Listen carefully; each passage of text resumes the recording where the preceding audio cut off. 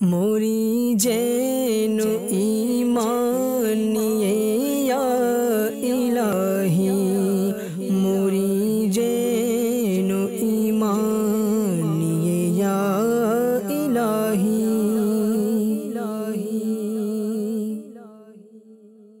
अल्हम्दुलिल्लाहि रब्बिल आलमीन, अस्सलातु वस्सलामु अला सय्यिदिल अंबिया'i वल मुरसलीन, अम्मा बअद, फ़अऊज़ु बिल्लाहि मिनश शैतानिर रजीम, बिस्मिल्लाहिर रहमानिर रहीम।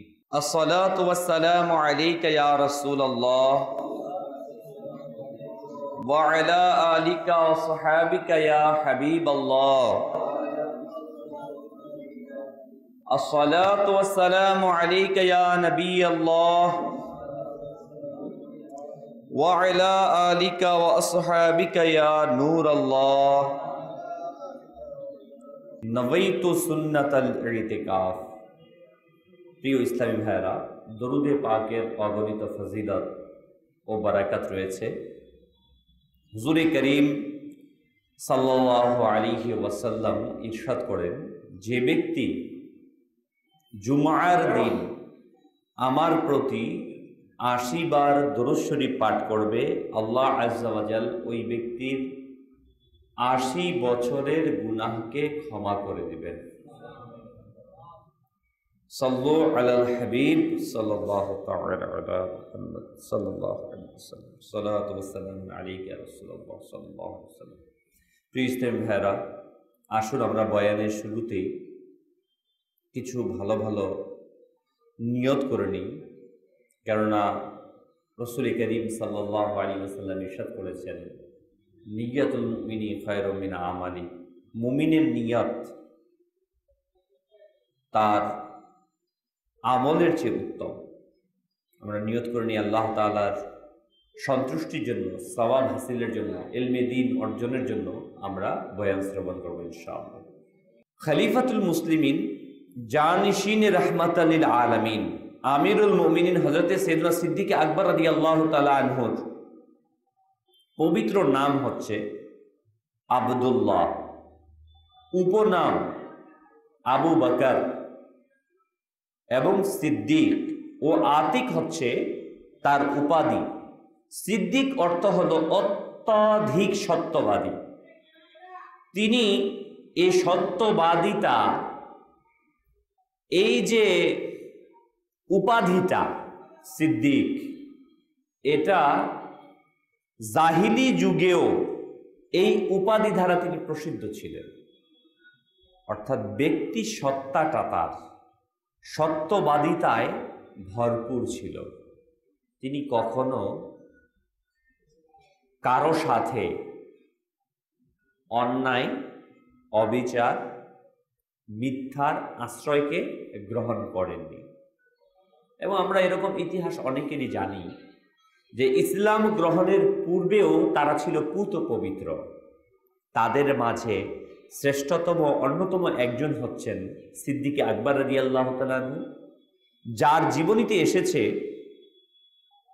যে সিদ্দিক আকবর রাদিয়াল্লাহু তাআলা আনহু ইসলাম গ্রহণের পূর্বেও কখনো তিনি মূর্তি পূজা করেননি।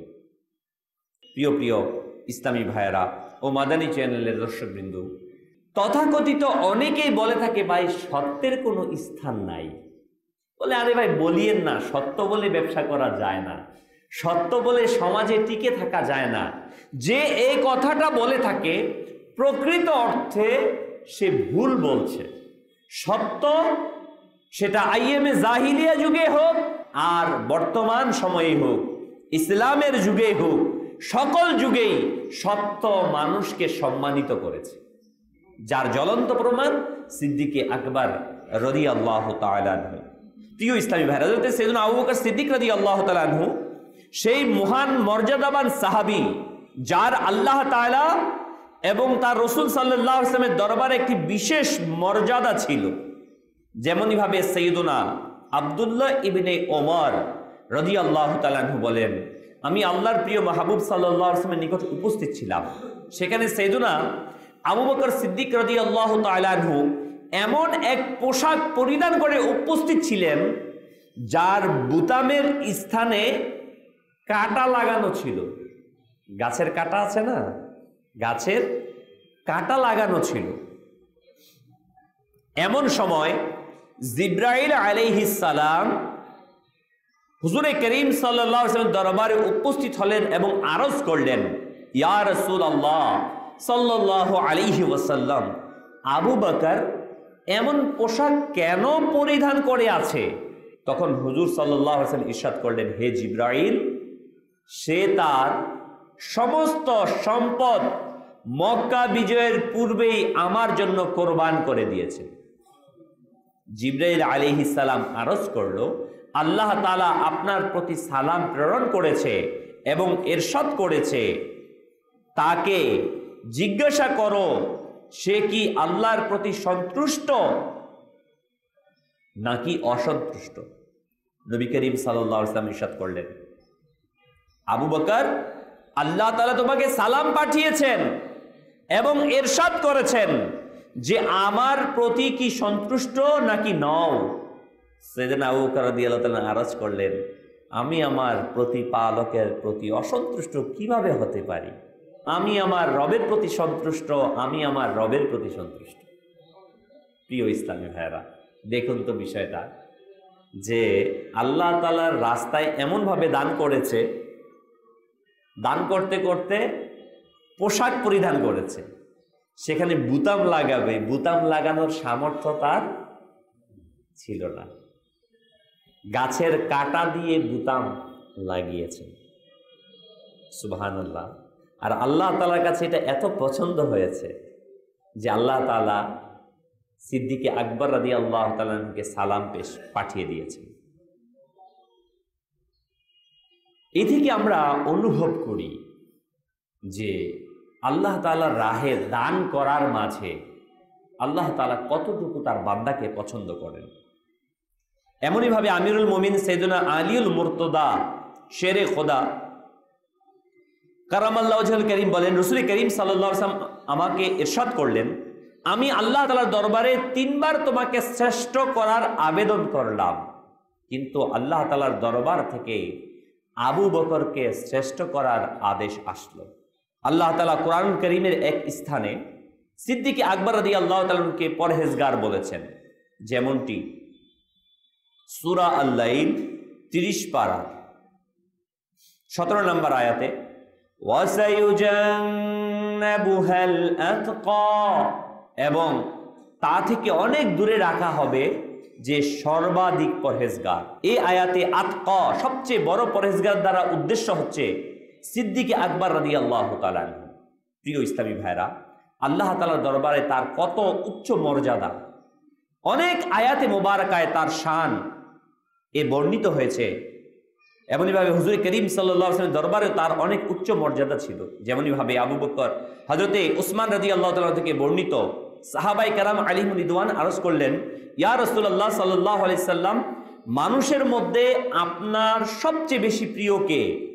হুজুরে নূর সাল্লাল্লাহু আলাইহি ওয়াসাল্লাম ইরশাদ করলেন, আয়েশা। তারা আবার আরজ করলেন, পুরুষদের মধ্যে কে?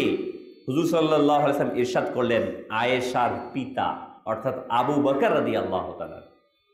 প্রিয় ইসলামী ভাইয়েরা ও মাদানী চ্যানেলের দর্শকবৃন্দু, আর এই হাদিসটি সহিহ বুখারী শরীফের 4358 নম্বর হাদিসে বর্ণিত রয়েছে। হযরত সাইয়েদনা আব্দুল্লাহ বিন আব্বাস রাদিয়াল্লাহু তাআলা থেকে বর্ণিত, আমি দেখলাম যে রাসূল করিম সাল্লাল্লাহু আলাইহি ওয়াসাল্লাম সাইয়েদনা আলীউল মুর্তজা রাদিয়াল্লাহু তাআলার সাথে দণ্ডায়মান ছিলেন। এমন সময় সাইয়েদনা আবু বকর সিদ্দিক রাদিয়াল্লাহু তাআলা উপস্থিত হলেন। তখন রাসূল সাল্লাল্লাহু আলাইহি ওয়াসাল্লাম অগ্রসর হয়ে তার সাথে হাত মিলালেন, আলিঙ্গন করলেন, তার কপালে চুমু দিলেন এবং সাইয়েদনা আলীউল মুর্তজা কাররামাল্লাহু ওয়াজহুল কারীমকে ইরশাদ করলেন, হে আবুল হাসান, আমার নিকট আবু বকরের মর্যাদা সেই রূপ যেমন আল্লাহ তাআলার নিকট আমার মর্যাদা রয়েছে। অর্থাৎ আল্লাহ তাআলার নিকট হুজুরে করিম সাল্লাল্লাহু আলাইহি সাল্লামের যে মর্যাদা, আর হুজুরে করিম সাল্লাল্লাহু আলাইহি সাল্লাম ইরশাদ ফরমান যে ঠিক অনুরূপ আমার কাছে আবু বকরের তেমন মর্যাদা রয়েছে। বলা হয়েছে কিতাবের মধ্যে, আফদালুন নাস বা'দাল আম্বিয়া, অর্থাৎ নবীদের পর সবচাইতে মানুষের মাঝে শ্রেষ্ঠত্বের আসন, সম্মানের আসন যিনি পেয়েছেন তিনি হচ্ছেন সিদ্দিকে আকবর রাদিয়াল্লাহু তাআলা। প্রিয় ইসলামী ভাইরা, কেন? আমরা শুনব সেই কেনর উত্তর। আসুন আরো কিছু শুনে নেই হযরতে আবু বকর রাদিয়াল্লাহু তাআলা আনহুর শান সম্পর্কে। হযরতে সাইয়েদুনা আব্দুল্লাহ বিন আব্বাস রাদিয়াল্লাহু তাআলা থেকে বর্ণিত, রাসূল করিম সাল্লাল্লাহু আলাইহি ওয়াসাল্লাম ইরশাদ করেন, জান্নাতে এমন এক ব্যক্তি প্রবেশ করবে যে সকল জান্নাতবাসী তাকে চিৎকার করে বলবে মারহাবা মারহাবা মারহাবা। এখানে তাশরিফ নিয়ে আসুন, এখানে তাশরিফ নিয়ে আসুন। অর্থাৎ যখন কোথাও কোনো সম্মানিত ব্যক্তি যায় তাকে কি করে? সবাই সম্ভাষণ জানায়, মারহাবা বলতে থাকে। তো হুজুরে করিম সাল্লাল্লাহু আলাইহি ওয়াসাল্লাম ইরশাদ করলেন যে জান্নাতে এমন এক ব্যক্তি, জান্নাতবাসী তাকে চিৎকার করে আহ্বান করবে, মারহাবা মারহাবা বলবে এবং বলবে এখানে তাশরিফ আনুন, এখানে তাশরিফ নিয়ে আসুন। হযরতে সাইয়েদুনা সিদ্দিক আকবর রাদিয়াল্লাহু তাআলা খুবই আশ্চর্য হয়ে জিজ্ঞাসা করলো, ইয়া রাসূলুল্লাহ সাল্লাল্লাহু আলাইহি সাল্লাম, আমরা কি সেই ব্যক্তিকে দেখব যার এত সম্মান, যে পুরা জান্নাতবাসী যাকে মারহাবা দিবে, চিৎকার করবে, সব জায়গাতে ডাকবে? তো হুজুরে করিম সাল্লাল্লাহু আলাইহি ওয়াসাল্লাম ইরশাদ করলেন, হে আবু বকর, সে জান্নাতি ব্যক্তি হচ্ছ তুমি। সুবহানাল্লাহি ওয়া বিহামদি, সুবহানাল্লাহিল আযীম। প্রিয় ইসলামী ভাইরা, সেজন্য সিদ্দিক আকবর রাদিয়াল্লাহু তাআলা কেমন সৌভাগ্যবান সাহাবী ছিলেন যে আম্বিয়া কেরামের পর সর্বশ্রেষ্ঠ ঘোষিত হয়েছে এবং প্রিয় আকা সাল্লাল্লাহু আলাইহি ওয়াসাল্লাম তাকে জান্নাতের সুসংবাদ প্রদান করেছেন। প্রিয় ইসলামী ভাইরা ও মাদানী চ্যানেলের দর্শকবৃন্দ, এর কারণ কি ছিল? এর কারণ এ ছিল সিদ্দিক আকবর রাদিয়াল্লাহু তাআলা আনহু সবচেয়ে প্রধান যে কারণ, আর তা ছিল আমার নবী সরকারে দো আলম সাল্লাল্লাহু আলাইহি ওয়াসাল্লামকে ভালোবাসা। নবী সাল্লাল্লাহু আলাইহি ওয়াসাল্লামকে হযরতে উসমানে গনি, হযরতে ওমরে ফারুক, হযরতে আলী কাররামাল্লাহু ওয়াজহুল কারীম, সকল সাহাবায়ে কেরাম আলাইহিম ভালোবেসেছেন। কিন্তু সবচাইতে বেশি, সকল ব্যক্তির চাইতে বেশি যিনি ভালোবেসেছেন তিনি হচ্ছেন হযরতে আবু বকর সিদ্দিক রাদিয়াল্লাহু তাআলা। হুজুরে করিম সাল্লাল্লাহু আলাইহি ওয়াসাল্লামের সাথে যখন থেকে পরিচয় এবং হুজুরে করিম সাল্লাল্লাহু আলাইহি ওয়াসাল্লাম নবুয়ত যখন তার উপর প্রকাশ হয়, এই কথা মনে রাখবেন প্রিয় ইসলামী ভাইরা ও মাদানী চ্যানেল দর্শকবৃন্দ, আমরা অনেকেই বলে থাকি যে হুজুর সাল্লাল্লাহু আলাইহি ওয়াসাল্লাম 40 বছর বয়সে নবী হয়েছে। না, এটা একটা ভুল ইনফরমেশন, ভুল তথ্য। নবী তখন থেকে নবী যখন আদম আলাইহিস সালাম মাটি এবং পানি, আল্লাহ সুবহানাহু ওয়া তাআলা হুজুরে করিম সাল্লাল্লাহু আলাইহি ওয়াসাল্লামের সাদকায় সকল কিছুকে সৃষ্টি করেছেন। সর্বপ্রথম আল্লাহ তাআলা তার মাহবুবের নূরকে সৃষ্টি করেছেন। হুজুরে করিম সাল্লাল্লাহু আলাইহি ওয়াসাল্লাম তিনি নবী হয়ে পৃথিবীতে আগমন করেছেন। যদি নবী হয়ে আগমন নাই করতেন তাহলে হুজুর সাল্লাল্লাহু আলাইহি ওয়াসাল্লাম যখন আগমন করেছিলেন তার ঘরে কেন জিবরাইল ইসলাম এসেছেন? যদি নবী হয়ে নাই আসতেন তাহলে তার ঘরে জান্নাতি রমণীরা কেন তাশরিফ নিয়ে এসেছেন? যদি হুজুর সাল্লাল্লাহু আলাইহি ওয়াসাল্লাম নবী হয়ে নাই আসতেন তো সরকার সাল্লাল্লাহু আলাইহি ওয়াসাল্লাম যখন নাকি প্রাণীগুলোকে, ছাগলগুলোকে মাঠে চড়াতো কেন তাকে ছায়া দেওয়া হতো? তার মানে নবী নবী হিসেবে এসেছে, আর 40 বছর বয়সে হুজুর সাল্লাল্লাহু আলাইহি ওয়াসাল্লামের সেই নবুয়তকে প্রকাশ্য হিসেবে, যেটাকে আমরা অভিষেক বলে থাকি, যে অভিষেক করা হয়েছে, নবুয়তকে প্রকাশ করেছেন 40 বছর বয়সে। হুজুরে করিম সাল্লাল্লাহু আলাইহি ওয়াসাল্লাম যখন নবুয়তকে প্রচার করলেন, প্রকাশ করলেন, সর্বপ্রথম যে ব্যক্তি ঈমান এনেছে পুরুষদের মধ্যে তিনি হচ্ছেন সিদ্দিক আকবর রাদিয়াল্লাহু তাআলা। প্রিয় ইসলামী ভাইরা, এই হযরতে আবু বকর রাদিয়াল্লাহু তাআলা আনহু তিনি তার সকল সম্পদকে এমনভাবে বিলীন করেছেন হুজুরে করিম সাল্লাল্লাহু আলাইহি ওয়াসাল্লামের জন্য, তার জীবনকে, তার সম্পদকে, তার সম্মানকে। মানুষের কিন্তু এটাই থাকে না, জীবন, সম্পদ, সম্মান। বা এভাবে আমরা বলতে পারি যে তার সম্মান, সম্পদ এবং জীবন। আর এই তিনটা বিষয়কেই হযরতে আবু বকর সিদ্দিক রাদিয়াল্লাহু তাআলা রাসূল করিম সাল্লাল্লাহু আলাইহি ওয়াসাল্লামের কদমে উৎসর্গ করেছেন।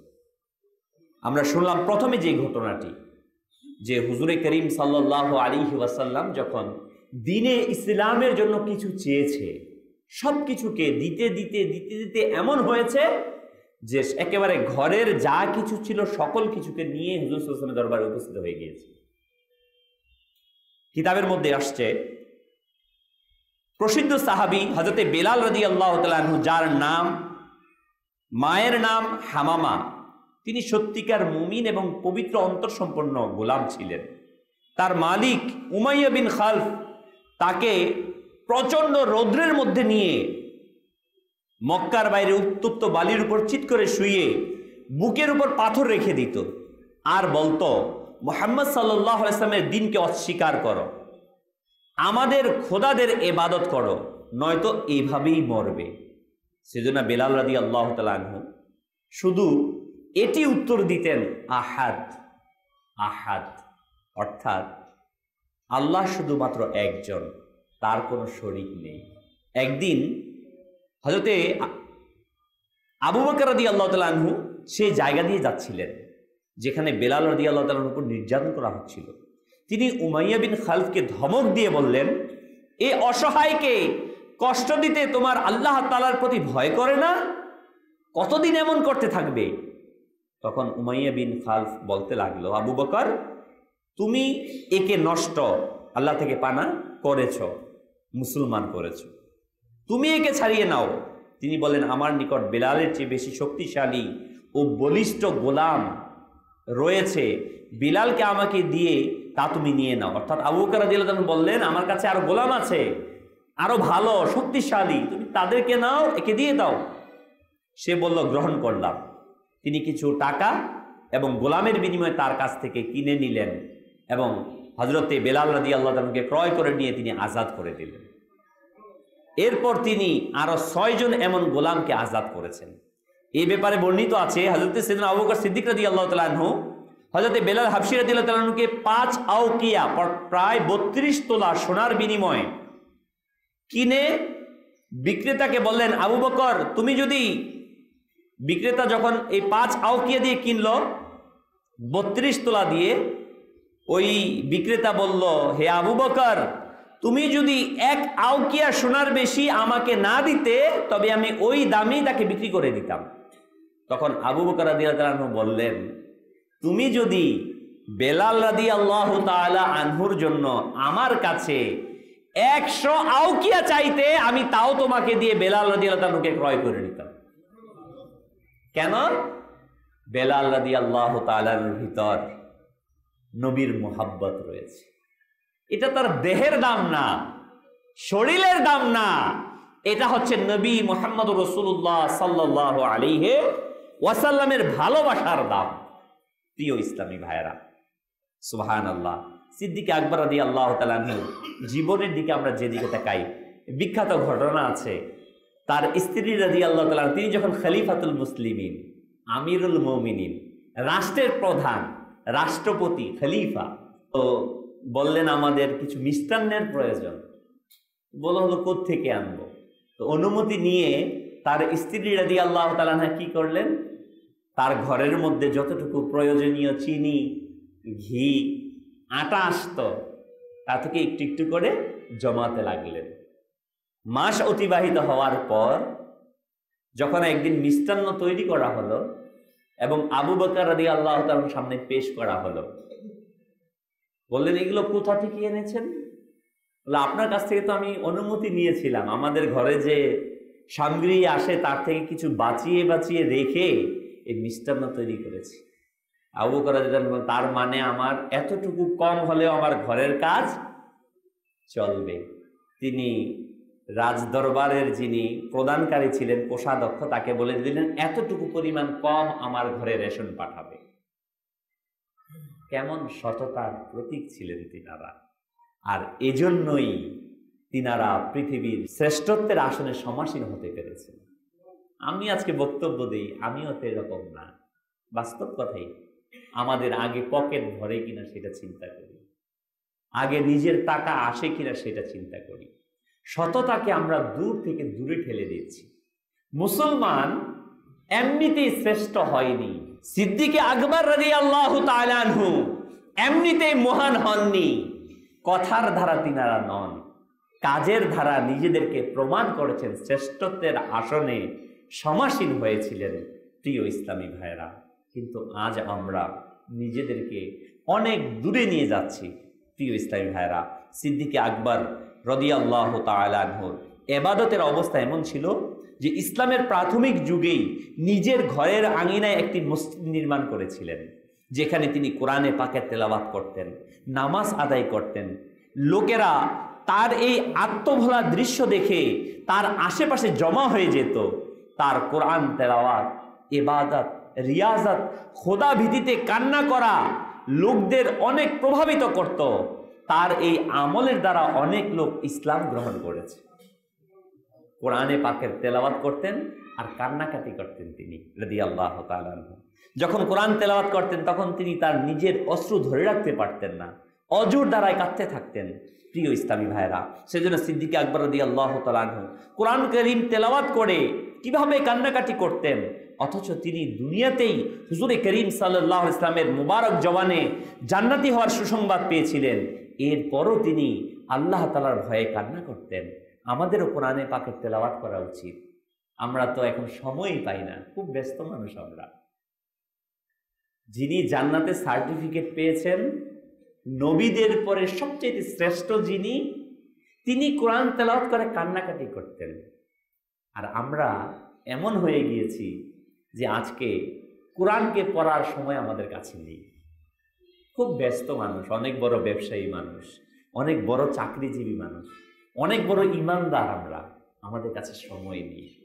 প্রিয় ইসলামী ভাইয়েরা, আমরা যাচাই করি ভুলটা আমাদের কোথায়, কোথায় আমরা হারিয়ে যাচ্ছি নিজেদেরকে, কোথায় আমরা নিজেদেরকে নিঃশেষ করে ফেলছি। আমরা যদি না খুঁজি কখনো আমরা নিজেদেরকে রক্ষা করতে পারবো না। এই কোরআন, যেটা আপনি আমি আমরা সবাই গর্ব করি কোরআনকে নিয়ে, হ্যাঁ, এই কোরআনকে বলি সর্বশ্রেষ্ঠ। কোন মঞ্চের মাঝে দাঁড়িয়ে আমি এই কোরআনকে নিয়ে স্লোগান দিয়ে থাকি, শ্রেষ্ঠ গ্রন্থ আল কোরআন। অন্যের সাথে আমি প্রতিদ্বন্দ্বিতা করি, আমার ধর্ম সর্বশ্রেষ্ঠ। কিন্তু মাদানী চ্যানেল দর্শকবৃন্দ, আমি আপনার কাছে প্রশ্ন রাখতে চাই, আপনি আমি যে কে সর্বশ্রেষ্ঠ গ্রন্থ বলছি, আমার দ্বারা কি এই সৌভাগ্য হয় এই সর্বশ্রেষ্ঠ গ্রন্থকে প্রতিদিন স্পর্শ করার, এই সর্বশ্রেষ্ঠ গ্রন্থকে পাঠ করার, একে বুঝার জন্য কোনো চেষ্টা করার? আমি কখনো চেষ্টা করেছি? আমি তো বলি কোরআন সর্বশ্রেষ্ঠ।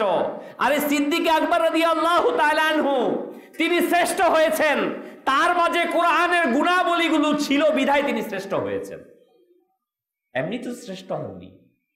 আমি আপনি যদি ওই শ্রেষ্ঠত্বের আসনে যেতে চাই, ওই কাতারে পৌঁছতে চাই, ওই জামাতে শামিল হতে চাই, তাহলে আপনাকে আমাকে এই কোরআনকে ধারণ করতে হবে। প্রিয় ইসলামী ভাইরা, সিদ্দিকে আকবর রাদিয়াল্লাহু তাআলা আনহুর আরেকটি বৈশিষ্ট্য ছিল, তিনি তার প্রতিবেশীদের অনেক বেশি খবর রাখতেন। যে কেউ অসুস্থ হলে তার সেবা করার জন্য তিনি চলে যেতেন। কিন্তু আজ আমি আমার প্রতিবেশীর কতটুকু খবর রাখি, আমার নিজের বিবেকের কাছে আমরা প্রশ্ন করি। আল্লাহ সুবহানাহু ওয়া তাআলা আমাদের সবাইকে সে তৌফিক দান করুন। বাস্তব অবস্থা হচ্ছে এই, আমরা সাহাবায়ে কেরামের সোনালী ইতিহাস শুনতে, পাঠ করতে আনন্দ বোধ করি, মজা অনুভব করি, আর এটা মজার জিনিস। কিন্তু তারা কি করেছেন সেটা কি আমি করি? এই কথাগুলো তখনই আমাদের জন্য ফলপ্রসূ হবে যখন আমরা তাদের দেখানো পথগুলো করব কাজ। আসুন না আমরাও আমাদের নবীর সাহাবায়ে কেরাম আলাইহিমুর রিদওয়ান যেভাবে শ্রেষ্ঠ হয়েছেন ওই কাজগুলো আমাদের মাঝে নিয়ে আসি। কোরআনুল কারীমকে তেলাওয়াতের নিজে অভ্যস্ত হই, যদি না পারি তাহলে শেখার চেষ্টা করি। আলহামদুলিল্লাহ, দাওয়াতে ইসলামী এই সাহাবায়ে কেরাম আলাইহিমুর রিদওয়ানের আদর্শকে আমাদের মাঝে প্রতিফলন ঘটানোর চেষ্টা চালিয়ে যাচ্ছে। আর এরই কারণে আলহামদুলিল্লাহ এই উদ্দেশ্য যেন সফল হয়। মনে রাখবেন, পৃথিবীতে কামিয়াব মানুষ হওয়ার জন্য একটাই আদর্শ, সেটা হচ্ছে নবী সাল্লাল্লাহু আলাইহি সাল্লাম, যেটাকে সাহাবায়ে কেরাম ফলো করে শ্রেষ্ঠ হয়েছে, তাবিঈনগণ আউলিয়ায়ে কেরামগণ অনুসরণ করে শ্রেষ্ঠ হয়েছেন। এবং পৃথিবীর মাঝে যদি কেউ শ্রেষ্ঠত্বের আসনে সমাসীন হতে চায়, একটাই মাত্র রাস্তা, আর তা হচ্ছে নবী সাল্লাল্লাহু আলাইহি ওয়াসাল্লামের আদর্শকে অনুসরণ করা। আল্লাহ তাআলা তৌফিক দান করুন, আমিন। বিজাহি নবীল আমিন সাল্লাল্লাহু আলাইহি ওয়াসাল্লাম। মোরি যেন ঈমান নিয়ে ইয়া ইলাহি